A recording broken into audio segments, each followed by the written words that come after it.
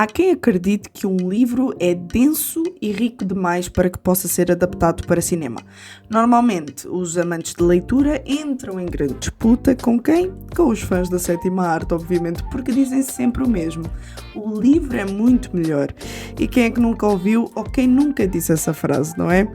Pois é, para falar mais acerca do nível de fidelidade passado de um livro para o cinema, eu tenho comigo Erlan Tostes. Ele é teólogo, professor e host do podcast Ovelhas Elétricas. E eu sou Ana Margarida e começa agora mais um Entre Linhas.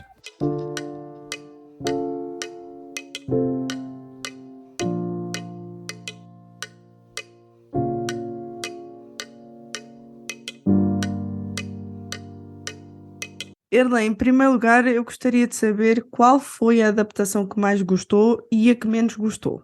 Olha, eu gosto muito do Poderoso Chefão, o Padrinho, acho que em Portugal fica assim, né? Exatamente, isso The mesmo, isso mesmo. Godfather. Eu gosto muito da forma como o Coppola percebeu as nuances que o Mário Puzo coloca no livro, o desenvolvimento dos personagens, a dinâmica da família Corleone, e, enfim, e seus crimes, como são atenuados por essa relação familiar, onde cada um se importa um com o outro. Isso ficou muito bem transparecido no filme, nos três filmes, no caso. Dois, mais ou menos, né? Porque o terceiro a gente tem um pouquinho de dificuldade com ele. Mas eu gosto muito dessa adaptação, para mim, é uma das melhores, se não a melhor. Falar sobre más adaptações, eu não gostei muito da forma como V de Vingança foi pro cinema. Eu acho que é um quadrinho do Esse eu Alan ainda não Moore. vi. Fizeram um filme em 2000 e agora me falha o ano, se não 2005. É um filme bom, mas não capta totalmente a essência, a meio que anarquista que o Alan Moore coloca no quadrinho, algo contra totalmente não apenas o governo totalitário daquela Londres, mas qualquer tipo de governo, né? É um diálogo muito mais com Bakunin, com Jacques Ellul, e, enfim, enquanto no filme é algo muito mais reacionário, algo mais revolucionário que está acontecendo naquela sociedade distópica, e tem esse romance, foco no romance. Eu acho que poderia ser muito melhor, sabe? Não chega a ser ruim, mas tem tanto potencial que eu fiquei um pouquinho frustrado. Muito bem. Será que ficou com aquela sensação que era um pouco clichê? Isso, Isso, pronto. Então eu acho que entendi bem a ideia. Eu creio também que existe uma rivalidade que eu penso ser saudável. Não sei se os nossos ouvintes vão concordar connosco, mas eu penso que seja saudável entre os fãs da arte literária e os fãs de cinema.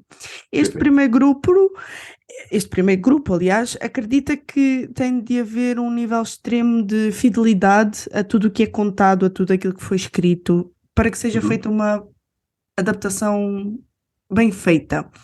E depois já há outros que acreditam que isso é impossível porque o livro vai sempre ser melhor do que o filme. A minha pergunta é: alguém está certo nesta história? Ou é melhor não para não arranjar confusão? Quando se trata de opiniões, a gente não tem muito certo e errado, tem o que é aceitável e o que não é, né? Então, existem casos e casos, acredito eu. Eu vou pegar um exemplo. O Scott Fitzgerald, ele escreve O Curioso Caso de Benjamin Button, que ficou muito conhecido por conta do filme com o Brad Pitt, enfim, com a Kate Blanchett. E o filme, ele é consideravelmente diferente do livro. O livro é pequenininho, ele tem 30 páginas, é um conto mesmo muito, muito curto, mas de uma profundidade muito grande. E ele foca muito mais no indivíduo que está envelhecendo, ao contrário. Ao passo que no filme é na dinâmica do relacionamento desse indivíduo com a mulher, a menina com quem ele cresceu, depois se apaixonou e passou a ser uma cuidadora dele no fim da vida, né? São dinâmicas diferentes e ambas válidas. Ao passo que existem algumas outras adaptações que deixam de lado, por conta dessa tentativa de originalidade, deixam de lado a essência do que está na obra original. Vou dar um exemplo. Clube da Luta. Eu amo o filme Clube da Luta. Só que o que o David Fincher coloca no filme é bem diferente daquele ambiente que o Chuck Palahniuk coloca no livro. É bem diferente. escapa um pouco da essência do que ele coloca lá, de muito mais revolucionário, muito mais de quebrar o sistema, de acabar com o capitalismo. O livro é muito Uhum, mais sobre isso. O filme é sobre esse conflito psicológico. No livro a gente não tem isso. A gente tem o narrador, né, o Jack, que no filme não tem o nome dele, mas esse narrador ele vai passando por várias situações, mas orientadas ao roteiro, orientadas à uhum, destruição do sistema. No filme é orientado ao conflito psicológico, à formação do clube, ele e seu relacionamento doentio com a Marla, com, enfim, com todo mundo ao redor dele. Então, assim, de novo, o que é pior, o que é melhor? Cara, são coisas diferentes. Acredito que uhum, dá para conviver com tudo. O que não dá é desrespeitar a obra original, né? E jogar no uhum. lixo. Sem Isso é dúvida realmente alguma. ruim. Isso seria também estar a limitar. E estar a limitar Isso. as duas artes. Não se pode limitar nenhuma nem outra. Eu acho que seria muito incorreto também fazer isso. Uhum. E seria muito errado também dizer que elas não podem estar juntas. Nós sabemos que é impossível também, lá está, transpor tudo o que há num livro para um filme. Uhum. E eu penso que, lá está, podem existir vantagens e desvantagens nessa questão. Mas será que, por exemplo, não seria uma boa forma de levar as pessoas também ao livro? Ou o livro também não seria uma boa forma de levar as pessoas até ao filme? Ou isso acaba por fazer Perfeito. de nós pessoas preguiçosas? Eu Eu digo acredito preguiçosas que no sentido crítico. Digo preguiçosas no sim, sentido crítico. sim, sim. Olha só, é curioso, aquele filme Ensaio sobre a Cegueira, Uhum, assistindo ao filme, me interessei em ler o livro do Saramago e, por conta da leitura do livro Ensaio sobre a Cegueira, eu comecei a ler outras obras do Saramago. Então, é uma porta de entrada para um uhum. universo mágico, um universo muito E amplo. antes de continuar, eu preciso fazer esta pergunta. Como é que foi lidar com a escrita de Saramago? É muito curioso, ele não permitiu a tradução, né, enfim, para o português do Brasil, né? Então eu li lá objetivo, para Aham, muito fiche, essas coisas específicas de Portugal. Então sim. eu li assim. Então assim, é diferente, mas muito Uhum, recompensador. Valeu muito uhum, a pena, enriquece muito a nossa experiência enquanto leitor, né? Porque é um diálogo quase franco com o próprio autor e as uhum, palavras que ele usa. Eu achei sensacional. E a adaptação é também muito boa, né? Mas olha só que interessante, você falou sobre a dificuldade de transpor uma obra de uma mídia que é textual apenas para uma mídia que é audiovisual. Olha só, no Ensaio sobre a Cegueira, eu trouxe esse exemplo porque quando eu vi o filme, eu conseguia ver as dificuldades que as pessoas que estavam ali com deficiência, né, todas cegas, essa cegueira uhum, branca que ocorre naquele universo, então as dificuldades que aconteciam ali, com as pessoas que não conseguiam fazer suas necessidades básicas, que tinham problema com segurança, não sabiam quem estava ao redor deles, enfim, a gente via essa angústia em cena.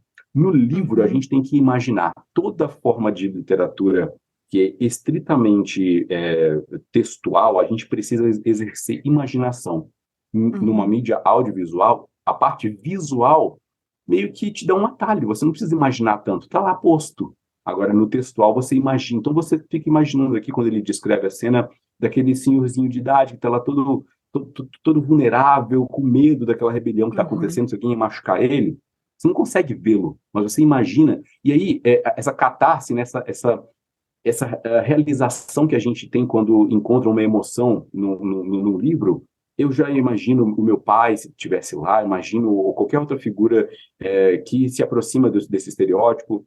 Então, é muito mais, acredito que é uma experiência muito mais intimista na leitura, porque eu imagino, então, é uma parte de mim que está sendo posta ali, não é um ator que está interpretando, né?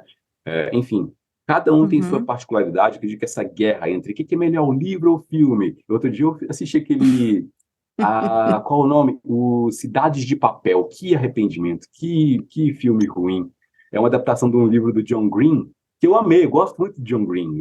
A Culpa das Estrelas, Cidade de Papel, Teresa Catherine, Onde Está Você, Alaska, vários e vários livros eu li. Aí eu falei, cara, vai ser muito legal esse filme. Quando eu assisti, me deu uma agonia, e não tem nada a ver com o que está lá. Eu acho que eu vou mudar. Esquece o V de Vingança, vamos botar Cidade de Papel aqui no lugar dele. Então, acredito que quem está certo? Bom, a qualidade da obra, ela independe de sua origem. Você pode fazer uma Uhum. obra, por exemplo, Eurípides, né, um poeta grego, ele escreve As Bacantes, que é uma peça para teatro bem pesada, uma história muito, muito pesada, né? Enfim, matricídio, enfim, várias coisas horríveis acontecendo ali. Fizeram algumas adaptações posteriores que ficaram legais, que captam a essência da coisa. Não ficou ipsis literis, mas captam a essência. Contanto que você capte a essência e construa uma obra de qualidade, está valendo, é livro, é Exato. quadrinho, enfim, filme, qualidade em primeiro lugar. Fantástica, fantástica explicação. Eu não sei se eu acredito que sim, que está a par daquela série o The Chosen, certo? Sim, sim, sim. Acho que ainda não sabe disso, anda numa caverna. Mas uma das coisas que nós vemos que também é facilmente adaptada para o audiovisual é a Bíblia. E Sim, aqui sim. existem dois fortes grupos que andam assim, numa expressão nossa aqui, à batatada uns com os outros, e é uma coisa absurda. E essa série é bastante conhecida por mostrar Jesus de uma maneira que nós muitas das vezes ou nunca nos foi apresentado ou nós nunca conseguimos ver, vamos dizer assim. Como é que nós podemos então manter este equilíbrio, tá, entre esses dois grupos, daqueles que fielmente assim defendem as escrituras, que nada mais pode ser acrescentado e tudo mais, ao espaço de a arte, ela por si só, também é uma excelente ferramenta para mostrar algo que muitas das vezes não é que se está, como é que eu ia te explicar? A colocar algo a mais nas escrituras, mas é o que realmente ali estava implícito.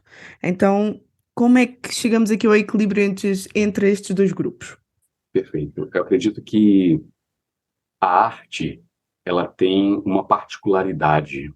Ela, ao Uhum, mesmo tempo que é uma expressão que transmite uma mensagem, ela também uhum, transmite a própria essência de quem está produzindo. Então, o artista, ele coloca um pouco de si dentro da arte.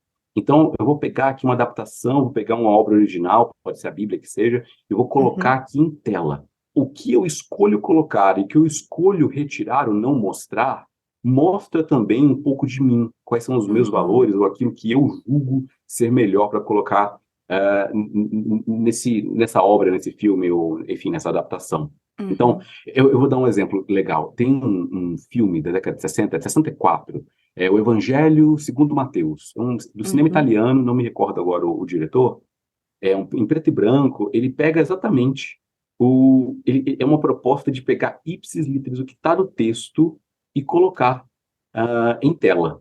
Então, é muito curioso isso, porque se você para pensar no Sermão do Monte, Jesus está lá falando sobre bem-aventuranças, tal, tal, tal, tal, e uhum, do nada, Jesus ele vira para os fariseus e fala: ai de vós, escribas e fariseus, enfim, ele fala as suas admoestações, as suas broncas com os fariseus. Mas é uhum, do nada, porque ele está se dirigindo a uma audiência em um versículo, e no versículo imediatamente posterior, ele se dirige a outra audiência. Como que o diretor fez isso em tela? Jesus está lá pregando para os seus discípulos, para as pessoas que estão ao redor dele, e ao longe passam alguns fariseus andando, indo uhum, para a sua casa, indo para qualquer local. E Jesus ele levanta o queixo e grita para eles: ai de vocês! Então ele consegue fazer uhum, essa mescla, essa adaptação, essa interpolação aqui na obra original, de uma forma que faz sentido esse relato ser colocado em tela. The Chosen faz algumas escolhas de complementar ou contextualizar coisas que não estão explícitas na Bíblia. Coloca uhum, personagens novos, coloca diálogos que não estão lá. Ele faz isso uhum, por quê? Por uma questão narrativa, para poder criar todo esse ambiente, todo esse intimismo que existe entre os personagens, o desenvolvimento entre eles, conversas com Nicodemos, o que ocorre com Levi, quando Jesus não está por perto, com Mateus, no caso. uhum, Então, isso é contextual. Então, tem gente que vai falar o seguinte: olha, estão inventando e não pode, é uma distorção. E tem gente que vai olhar o seguinte e falar: olha, isso aqui está compondo essa obra de arte, entendeu? Um outro uhum, exemplo: tem formas de se fazer isso de uma maneira que realmente distorce e por conta de erros interpretativos. Por exemplo, você colocar no Google Moisés, chifre, você vai encontrar muitas estátuas e pinturas onde Moisés é representado com 2 chifres na testa. Por quê? Porque Uhum. lá, quando Moisés desce do monte, com as tábuas da lei, a palavra diz que ele está com um rosto brilhando, glorificado. Só que a palavra para glória, no hebraico, é a mesma palavra para chifre, crã. Só que só muda uma vogalzinha, né, no massorético. Só muda um Uhum. trechinho, são as mesmas 3 letras base. Então, nas traduções de Vulgata, enfim, na época latina, as pessoas entenderam que Moisés desceu do monte com chifre, nessa Uhum. tradução. A representação artística baseada numa informação não tão exata gerou uma distorção do que Moisés realmente é. Moisés não tinha chifre nenhum. Agora, Uhum. nesse caso, não é por conta de uma má leitura do texto ou um incentivo à distorção do texto. É uma contextualização, e a gente faz isso. Nas Uhum. pregações, os pastores em púlpitos estão lá pregando, de repente, mas se Jesus estivesse aqui, ou então, eu imagino que naquele local ele se sentiu de tal forma. Isso não está no texto, mas isso Exato. ajuda a contextualizar a mensagem que está sendo transmitida. Então, eu acredito que é válido, tudo é válido, contanto que a gente tem esse senso crítico de analisar se vale a pena, se é ok, e se a gente está Uhum. sendo edificado com o material lá produzido. Sem dúvida alguma. E nós acabamos por fazer isso e ver isso também em qualquer obra literária, o que é passada para cinema ou não, porque no fundo o que vai sempre mover o ser humano a produzir algo é ele identificar-se com alguém ou querer que alguém se identifique com ele, certo? Perfeito, perfeito. Então seria muito por aí. Bom, Erlan, para terminar, uma adaptação que ninguém pode deixar de ver e que isso vai deixar assim um gostinho para a pessoa ir para o livro. Ou então um livro que vai levar a pessoa para a adaptação. Deixa eu pensar, essa aí me pegou de surpresa. Uma adaptação inevitável, né? E já agora os motivos porquê, né? Então, também seria bom, uma opinião. Acredito que O Senhor dos Anéis, Boa. por conta do seu contexto, Tolkien foi um gênio, foi uma pessoa muito acima da média, ao ponto de criar um universo tão colossal e criar culturas inteiras, idiomas, diferençazinhas entre as eras. Você vai vendo o idioma sendo mudado, o Tengua vai sendo alterado, o élfico antigo, o élfico moderno. É absurdo. E a qualidade da adaptação que o Peter Jackson coloca nas telas também faz com que o Senhor dos Anéis seja digno de nota. Tem mais de 2 décadas, né, que foi lançado, de 2001, o primeiro, 2, 3, né, os filmes. Acho que é uma adaptação muito fiel, que corta, obviamente, algumas partes que precisariam de mais contexto, Radagast, o Tom Bombadil, algumas partes da narrativa precisaram ser encurtadas, apesar de ser uma obra tão grande, né, que 3 horas de filme quase. Então a gente vai vendo que precisou de uma adaptação, de uma modelagem, e eu acho que é inevitável. O Senhor dos Anéis, ele marca o século XX como Uhum. uma obra literária, e o século XXI já inicia com uma grande adaptação para o cinema. Acho que vale muito a pena. Eu não diria o mesmo de O Hobbit, não diria o mesmo de Anéis de Poder, mas vamos ficar com O Senhor dos Anéis. Os 3 filmes acho que são complementares e beiram a perfeição de uma adaptação literária para o cinema. O Entre Linhas contou com a participação especial de Erlan Tostes e com a apresentação de Ana Margarida. Realização RTM Portugal.